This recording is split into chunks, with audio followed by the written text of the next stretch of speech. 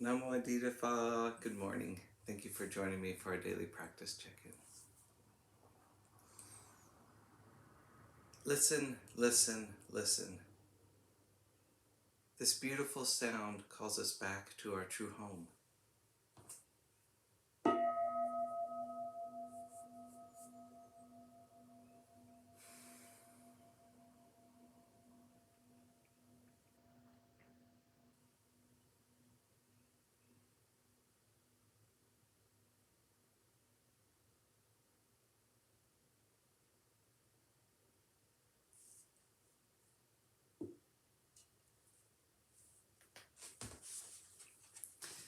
The second mindfulness training.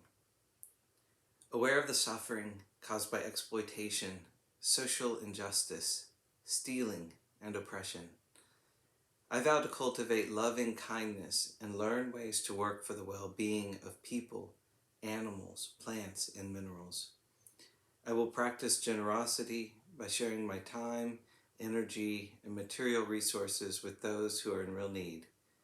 I'm determined not to steal and not to possess anything that should belong to others. I will respect the property of others, but I will prevent others from profiting from human suffering or the suffering of other species on earth.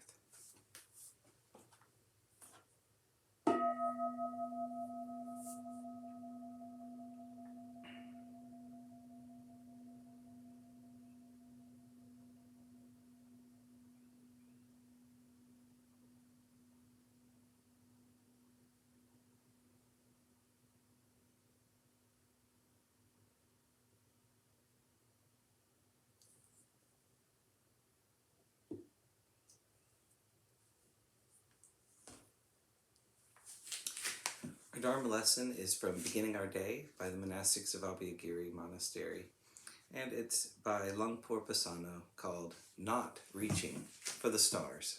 In an ideal world, a summer day like this would be 80 degrees with a gentle breeze.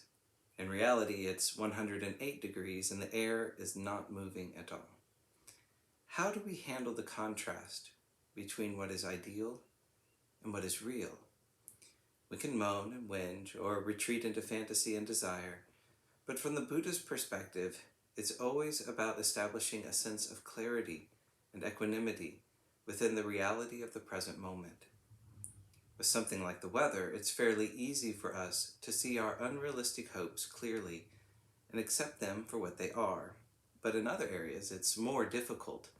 For instance, living as we do in a spiritual community, we may hold to a utopian notion that everyone here should be mindful, peaceful, contented, and harmonious.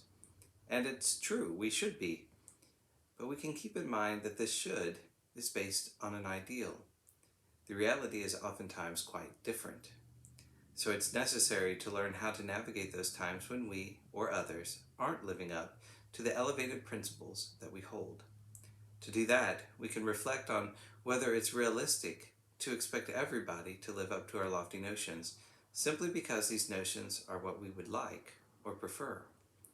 We can reflect on how well we personally adapt and respond to the realities of our existence, and see that it is often difficult to live up to our own ideas of perfection.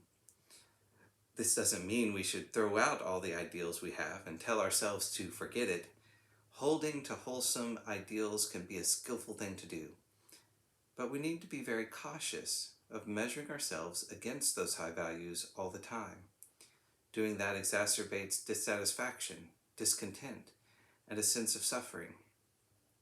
In former times, navigation at sea depended on frequently checking the stars with a sextant to set and maintain a realistic course of direction. It wasn't about trying to reach the stars. In a similar way, as practitioners, we merely need to set ourselves on a wholesome, skillful course. We don't need to constantly frustrate ourselves or others by trying to comply with unrealistic notions of perfection. Usually our ideals, even wholesome ones, are filled with wishful thinking and fantasy. So it's important to ground our elevated standards in reality. By doing that, we can find a realistic course of action that supports our living skillfully.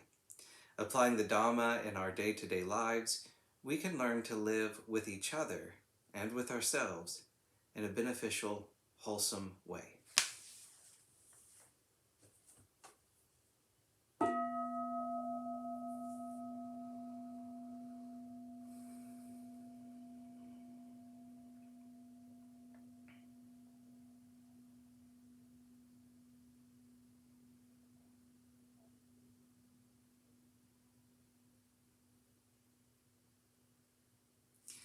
May all beings be well. May all beings be happy. May all beings be peaceful. Sadhu, sadhu, sadhu. Thank you so much for joining me this morning.